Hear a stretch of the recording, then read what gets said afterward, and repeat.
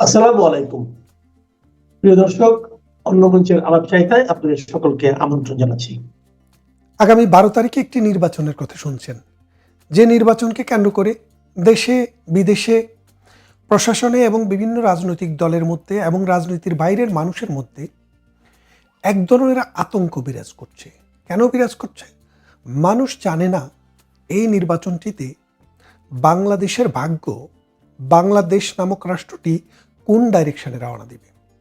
প্রধানত দুইটি দল এই নির্বাচনে অংশগ্রহণ করছে, আর যে দলটি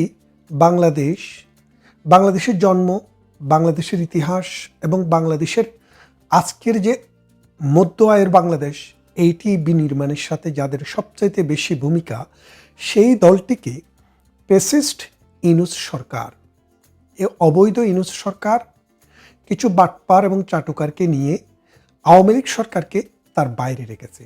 এটা হচ্ছে তার মেটিকুলাস ডিজাইনের অংশ। কারণ এই বাংলাদেশ নামক বদ্বীপটি পৃথিবীর নানান শকুনদের দৃষ্টিতে পড়েছে। এই দৃষ্টিতে পড়ার মূল কারণ হলো ভারতীয় উপমহাদেশ, চায়না, জাপান এবং এই কন্টিনেন্টের অন্যান্য দেশ পৃথিবীতে এমন একটা জায়গা তৈরি করেছে, এখন অর্থনীতি বলেন আর জনসংখ্যায় বলেন, প্রভাব প্রতিপত্তিতে বলেন, তারা কিন্তু আগামী বিশ্বের প্লেয়ার।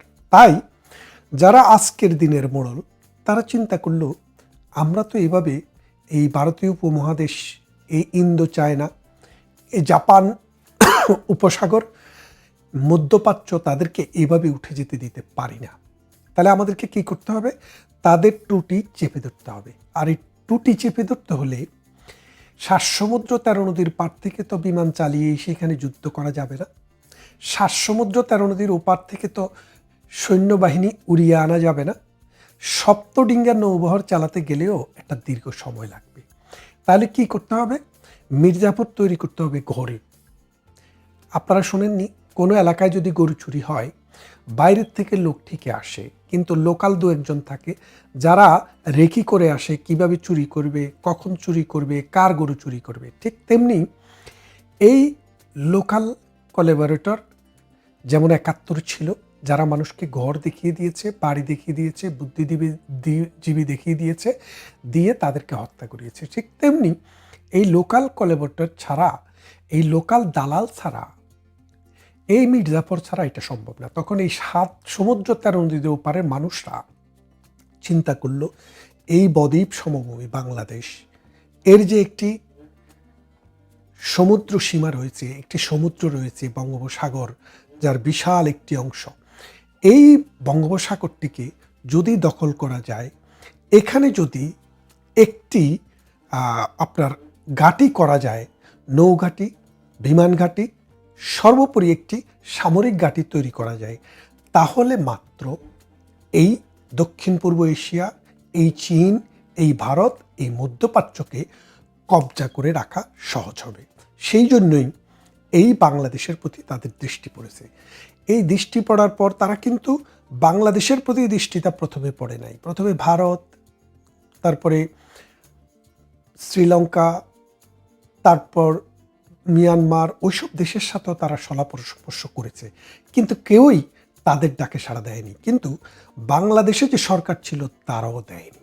তখন তারা ডক্টর ইউনূসের মতো মেটিকুলাস ডিজাইনের একটা প্ল্যান হিসেবে তাকে নিয়ে আসলো। নিয়ে আসার পর তার মাধ্যমে অনেক কিছু ফায়দা হাসিলের চেষ্টা করেছে।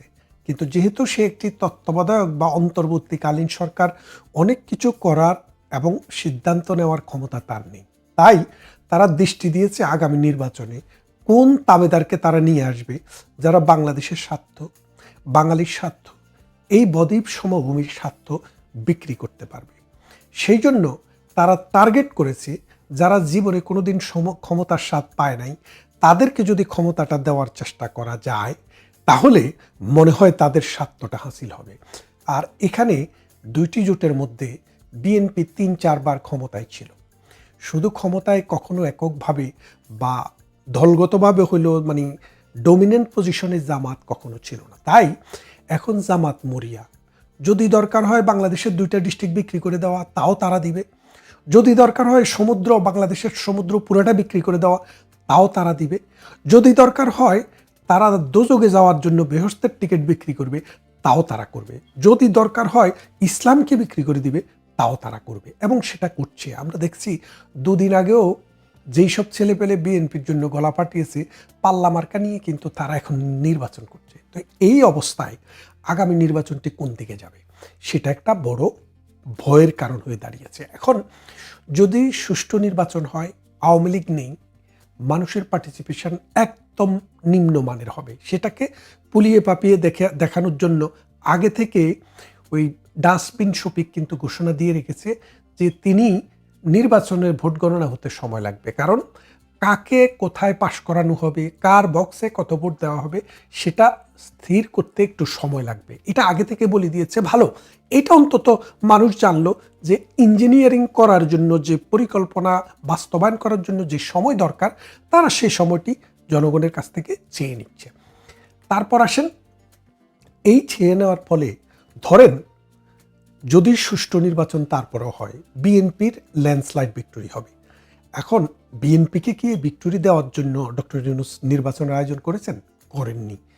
ডক্টর ইউনূস নির্বাচনের আয়োজন করেছে তার প্রভুদেরকে খুশি করার জন্য, অর্থাৎ তাকে যারা একটা পরিকল্পনার অংশ হিসেবে বাংলাদেশের মসনদে বসিয়ে যত সব অপকর্ম করাচ্ছে, বাংলাদেশের অর্থনীতিকে ধ্বংস করছে, বাংলাদেশের উন্নয়নকে ধ্বংস করছে, বাংলাদেশের গত 53 বছরের ইতিহাস এবং ঐতিহ্যকে ধ্বংস করাচ্ছে তাকে দিয়ে। তাদের একটা প্ল্যান আছে, সেই প্ল্যানের অংশ হিসেবে কাকে কোথায় পাশ করাতে হবে সেটা কিন্তু তারা নোট দিয়ে দিয়েছে। তো সেই জন্য ডক্টর ইউনূস বিএনপিকে পাশ করানোর কোনো মনোবাসনা নিয়ে নির্বাচন দিচ্ছে না। এখন বিএনপির পরিবর্তে তারা চাচ্ছে জামাতকে যদি ক্ষমতায় আনা যায়। এখন জামাত যদি ক্ষমতায় আসে, ধরেন তার মেটিকুলাস ডিজাইনে জামাতকে নিয়ে আসতে চাইলো, তাহলে কি হবে? আপনারা অনেকে বলছেন যে বিএনপিকে দেখছি, আওয়ামী লীগকে দেখছি, জাতীয় পার্টিকে দেখেছি, এবার একটু জামাতকে দেখি, এরকম অনেকে ভাবছেন। তো কারণ জামাতকে দেখলে জামাতের ভবিষ্যৎ কি হবে সেটা আপনারা দেখবেন, তারপরে সিদ্ধান্ত নেবেন। অনেকে এটার প্রতি উত্তরে বলছেন, অনেক কিছুই তো খেলেন, গু তো আর খেলেন না, একবার গু খেয়ে দেখেন। তা আমি সেই কঠিন কথায় যাব না।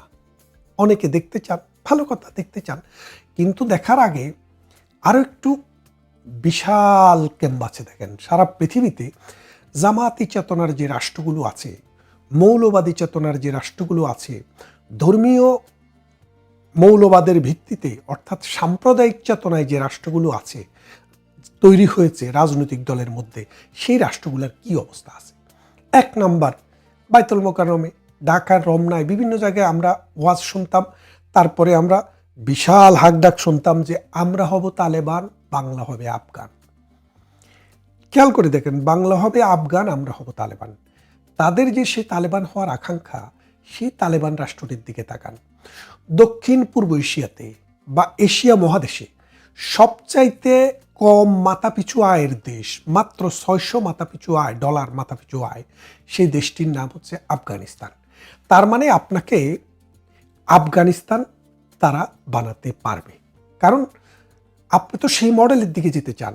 তো এই তালেবানি মডেল, এই আফগানি মডেল, আপনার শিশুর যদি মেয়ে হয় তার কপাল খারাপ। 5ম শ্রেণীর উপরে তিনি আর পড়াশোনা করতে পারবেন না, রাজনীতিতে তার অংশগ্রহণ থাকবে না। কেন বলছি রাজনীতিতে আর নারী থাকবে না? জামাতে ইসলামী 280 বা 300টি আসনে তার জোট সহ প্রার্থী দিয়েছে। তার মধ্যে জামাতে ইসলামীর প্রার্থী হচ্ছে 200-র উপরে, 250 প্রায়। এই 250 আসনের মধ্যে জামাতে ইসলামের একজনও কি নারী প্রার্থী আছে? নেই। কেন নেই? কারণ তারা নারী বিদ্বেষী। এই নারী বিদ্বেষী লোককে, তারা নারীকে বিশ্বাস করে দাসী হিসেবে, বান্দি হিসেবে, এবং সেই জন্য এই বান্দি দাসীদেরকে তাদের ভাষায় তারা জায়গায় জায়গায় লেলিয়ে দিয়েছে, ঘরে ঘরে গিয়ে বিকাশে টাকা দিচ্ছে, বিভিন্নভাবে তাদেরকে বুঝিয়ে পুষলিয়ে পাল্লা মার্কায় ভোট দেওয়ার জন্য তৈরি করা হচ্ছে। অথচ এই নারীরা জানে না তার জন্য বিষ নিয়ে এসছে, সে ওই বিষ খেয়ে তার শিশু সন্তান সহ মারা যাওয়ার ব্যবস্থা করছে। খেয়াল করে দেখেন, একজন নারী প্রার্থীও জামাতের নেই। শরিকদের থাকতে পারে, শরিকদের কথা তো আলাদা, কিন্তু জামাতের একজনও নারী প্রার্থী নেই। একজন হিন্দু প্রার্থী আছেন, তিনিও মুসলমান হওয়ার কাতারে আছেন, যেই কোনো সময়ে তিনি কালেমা পড়ে মুসলমান হওয়ার সিদ্ধান্ত নেবেন বলে আমরা শুনেছি। আচ্ছা আসেন, তার মানে এই বাংলাদেশকে আফগানের মডেলে করলে আমাদের এখনের যে মাথাপিছু আয় $2700 মিনিমাম, সেই $2700কে কমিয়ে কিন্তু $600 আনতে হবে। আচ্ছা বাংলাদেশের বাদ দেন, এবার আছেন পাকিস্তান। এই তালেবানি চিন্তা চেতনা পাকিস্তানেও জন্ম হয়েছিল, এই জামাতের পাকিস্তানেও জন্ম হয়েছিল। ধর্মকে ব্যবহার করে পাকিস্তানে জিঙ্গুইজমের কিন্তু উৎপাদন হয়েছে, জঙ্গি উৎপাদন সারা বিশ্বে পাকিস্তান করে থাকে। সেই পাকিস্তানের অবস্থার দিকে যদি দেখেন, ওই দেশে মোট 23 কোটি মানুষ, তার মধ্যে 4 কোটি মানুষ ভিক্ষা করে। গত 1 বছরে 40,000 মানুষকে পৃথিবীর বিভিন্ন দেশ থেকে পাকিস্তানে ফেরত পাঠানো হয়েছে ভিক্ষাবৃত্তির জন্য। সৌদি আরবে হজের মৌসুমে উমরার সময় তাদেরকে নিষিদ্ধ করে দিয়েছে। পরে পাকিস্তানের পররাষ্ট্রমন্ত্রী মোসলেকা দিয়ে বলেছে যে আমাদের লোক আর ভিক্ষা করবে না। তাহলে ভিক্ষুক উৎপাদনের একটা প্রকল্প আপনারা পাবেন, কারণ ধনী হতে হলে তো টাকা আসতে হবে। তো ভিক্ষা করে যে পরিমাণ টাকা পাওয়া যায়, আগে মাদ্রাসার জন্য মক্তবের জন্য যেই পরিমাণে টাকা উঠতো, এখন তো সেটা আর ওইভাবে উঠতে হয় না। এখন মানুষ সমাজের অবস্থা ভালো, বিত্তবানরা করে দিতে পারে। তো সেই রকম জামাত যদি আসে, সেই রকম ভিক্ষুক উৎপাদনটা আপনাদের বেড়ে যাবে, কারণ তখন তো বাইতুল মাল আপনি বাধ্যতামূলকভাবে দিতে হবে। সেই জন্য এই ভিক্ষুক উৎপাদন হবে। পাকিস্তানের মতো 80 বছরে একটি সরকার 5 বছর মেয়াদ পার করেনি, সেই রকম সরকার বাংলাদেশে আসবে। তারপরে আপনি ফিরান চোখ ইরানের দিকে।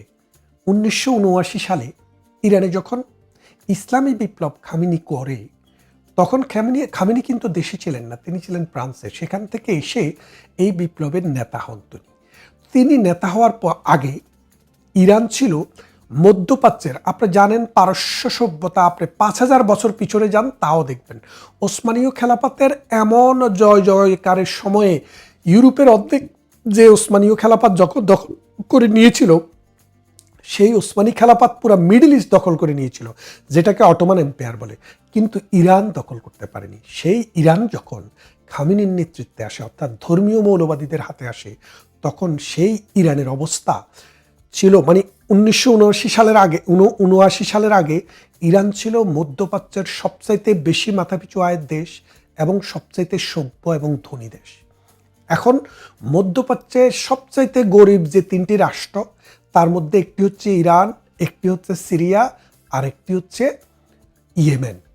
খেয়াল করে দেখেন এই 3টি দেশ, তার মধ্যে ইয়েমেনেও কিন্তু এই জঙ্গিবাদের উৎপত্তি হয়েছিল, সেটি ধ্বংস হয়ে গেছে।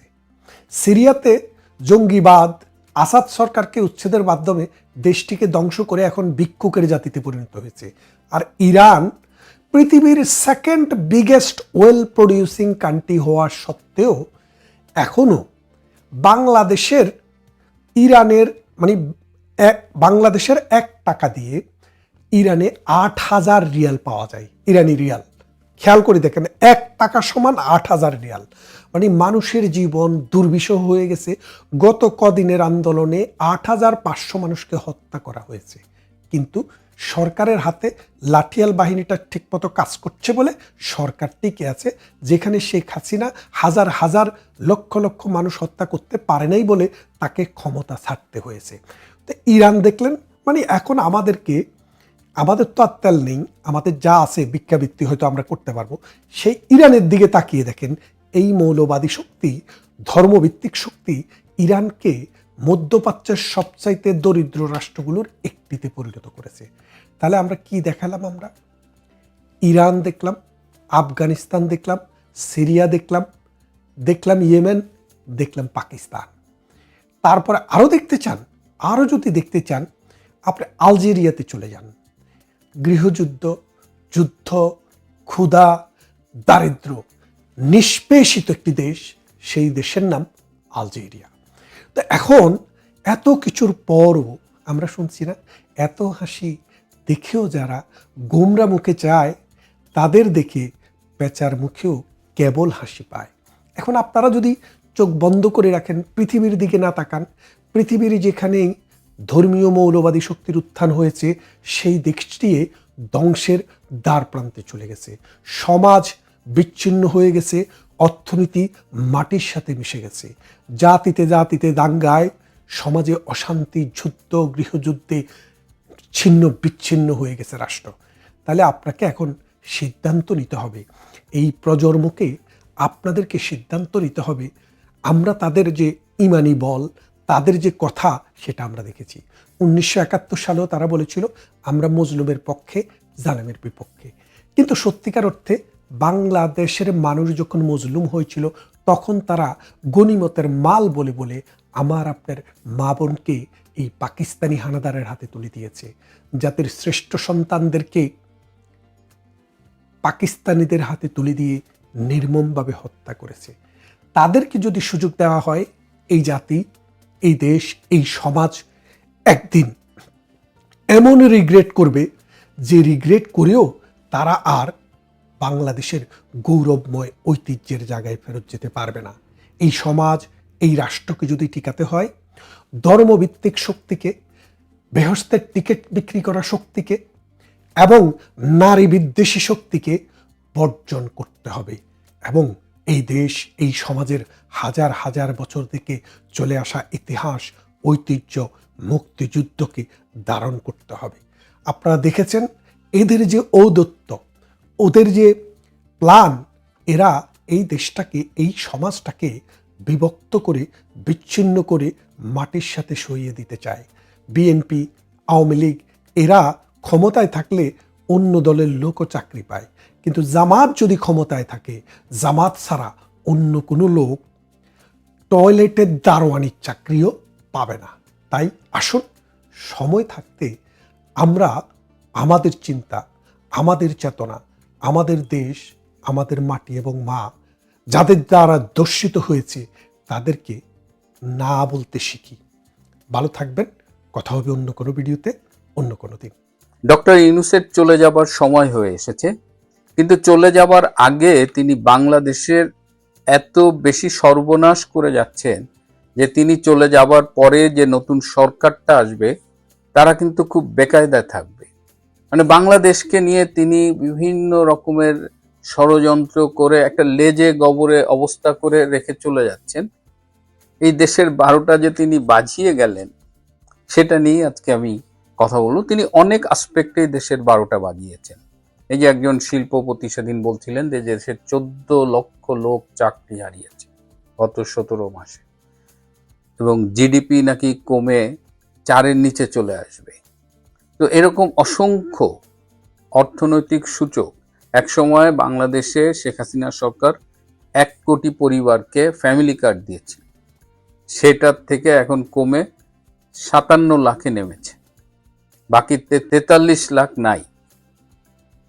তো এরকম অনেক জায়গায় অবনতি হয়েছে। তো আজকে আমি 4টা স্পেসিফিক বিষয় নিয়ে কথা বলবো। প্রথমে কথা বলবো একটু মীরের সরাই নিয়ে। মীরের সরাই হলো চট্টগ্রামের একটা খুব গুরুত্বপূর্ণ উপজেলা। এটি চট্টগ্রামের উত্তর দিকে অবস্থিত, চট্টগ্রাম বন্দর থেকেও এটা উত্তর দিকে অবস্থিত।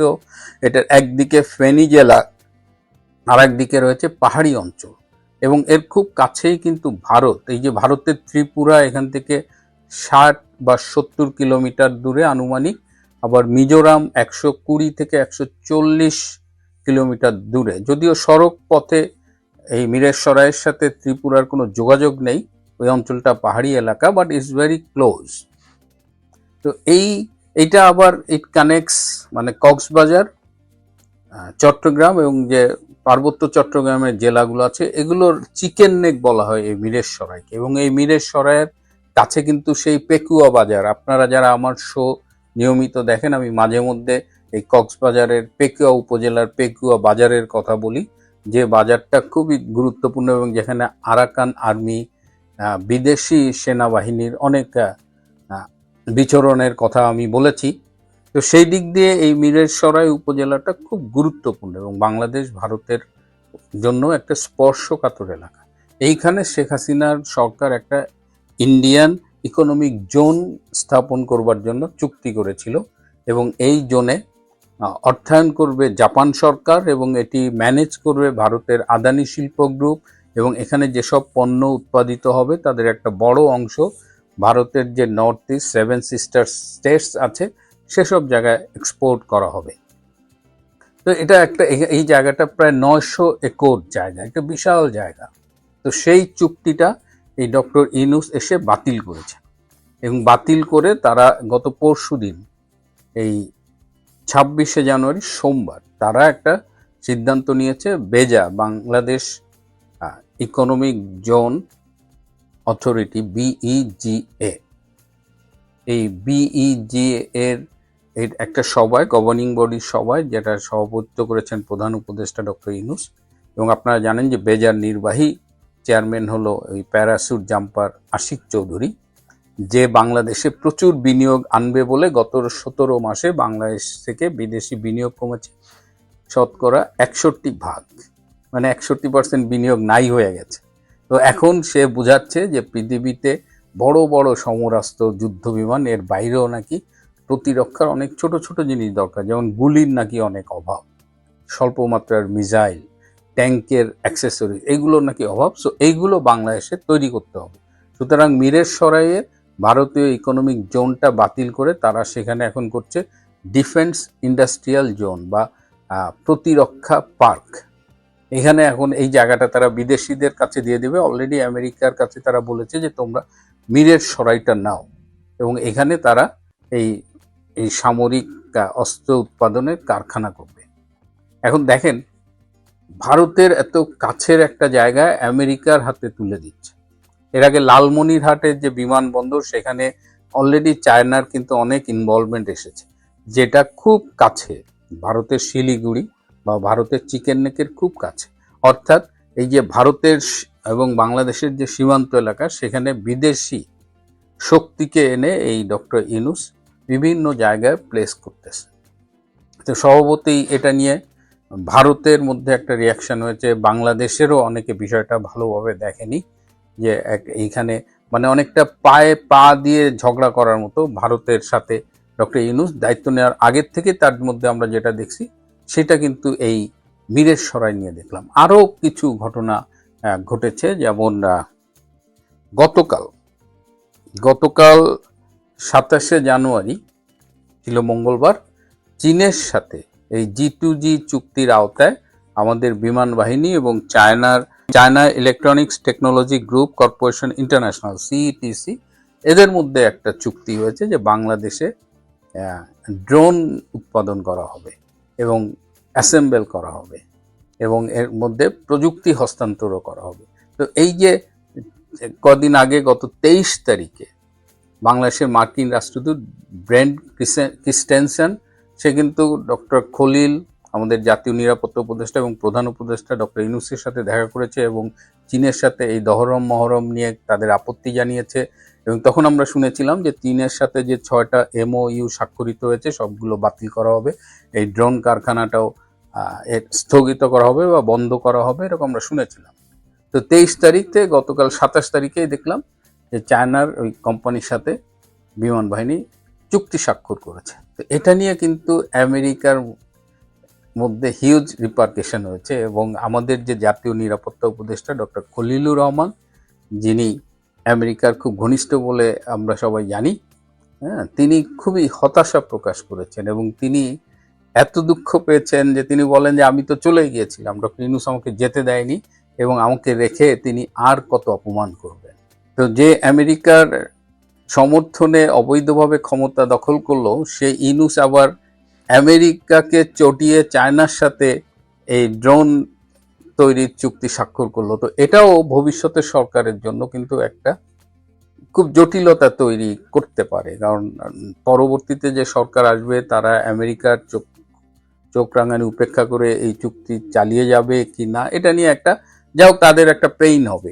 এর মধ্যে আরেকটা হলো যে আপনারা জানেন যে আদানি গ্রুপের ভারতের বিদ্যুৎ কেন্দ্র থেকে বাংলাদেশ 500 মেগাওয়াট বিদ্যুৎ কেনে, কিন্তু এই শীতে আদানি কিন্তু পুরো 500 মেগাওয়াট সাপ্লাই করতে পারতেছে না। তো ন্যাচারালি আদানির পক্ষে যুক্তি হলো যে আমাদের এখন অনেক মেনটেনেন্স চলতেছে, সো আমরা পুরোটা সাপ্লাই করতে পারছি না, আর আমাদের প্রচুর বকেয়া বিল হয়েছে, আপনারা বকেয়া পরিশোধ করুন। ডক্টর ইউনূস কিন্তু রেগুলার ইউনূসের প্রশাসন থেকে চিঠি লেখা হয় আদানিকে যেন যতদূর সম্ভব বিদ্যুৎ সরবরাহ করে, এবং যেহেতু 500 মেগাওয়াট পুরোটা সাপ্লাই করতে পারছে না, আপনার খোঁজ নিয়ে দেখবেন যে এই শীতকালে ঢাকায় কিন্তু প্রতিদিন প্রায় 2 ঘন্টার মতো লোডশেডিং হচ্ছে।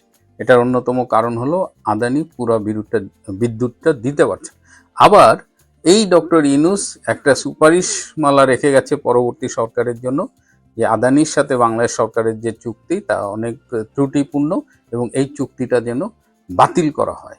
ডক্টর ইউনূস কিন্তু নিজে 17 মাসে এটা বাতিল করেনি, কিন্তু পরবর্তী সরকারের বিদ্যুৎ একটা ক্রাইসিস যেন তৈরি হয়, যেন পরবর্তী সরকারের কাছে সে রিকমেন্ডেশন রেখে গেছে। তো এটা আদানি গ্রুপ জানে, তারা বলেছে যে তোমরা যদি চুক্তি বাতিল করতে চাও তাহলে আমাদের দ্রুত জানাও, কারণ আমরা সেক্ষেত্রে এই বিদ্যুৎ ভারতের ন্যাশনাল গ্রিডে দিয়ে দিব। ভারতের কিন্তু এই বিদ্যুৎটা এমন না যে আদানি গ্রুপের কাছ থেকে আমরা বিদ্যুৎ না নিলে তারা একেবারে পানিতে পড়ে যাবে, কারণ এই বিদ্যুৎ কিন্তু ভারতের প্রয়োজন। আরেকটা বিষয় হলো যে এই যে চট্টগ্রামের সবচেয়ে বড় container terminal NCT, new marine container terminal, এইটা এই যে ইউনাইটেড আরব এমিরেটসের ডিপি ওয়ার্ল্ডের হাতে তুলে দিচ্ছে এর ম্যানেজমেন্টটা। এটা নিয়ে কিন্তু রিট করা হয়েছিল এবং রিট করার ফলে আমাদের উচ্চ আদালত একটা দ্বিধাবিভক্ত রায় দিয়েছিল, যার ফলে এটা এখনো নিষ্পত্তি হয়নি। তো এই অবস্থায় ডক্টর ইউনূসের প্রশাসন দ্রুততম সময়ের মধ্যে এই চুক্তিটা করে ফেলবে এবং আগামী 1 ফেব্রুয়ারি এই ডিপি ওয়ার্ল্ডের সাথে চট্টগ্রাম বন্দর কর্তৃপক্ষের চুক্তি স্বাক্ষরিত হবে এবং এই চুক্তি স্বাক্ষরিত হওয়ার আগের যে স্টেপগুলো সেটা অত্যন্ত গোপনীয়তার সাথে এবং দ্রুততম সময়ের সাথে এটা সম্পন্ন করা হচ্ছে। এটা নিয়ে কিন্তু সারা দেশে অলরেডি একটা ক্ষোভ দানা বাঁধছে। আমাদের বন্দরের শ্রমিক কর্তৃপক্ষ বা বন্দরের যেসব স্টেক হোল্ডার আছে, আমাদের বিভিন্ন রাজনৈতিক দল, সবাই এই চুক্তিটার বিরুদ্ধে। কিন্তু ডক্টর ইউনূস এবং নৌ পরিবহন মন্ত্রণালয় বন্দর কর্তৃপক্ষকে দিয়ে এই চুক্তিটা খুব দ্রুততার সাথে সম্পন্ন করছে। ধারণা করা হচ্ছে যে এই চুক্তি সম্পন্নের সাথে প্রচুর নগদ অর্থের লেনদেন জড়িত।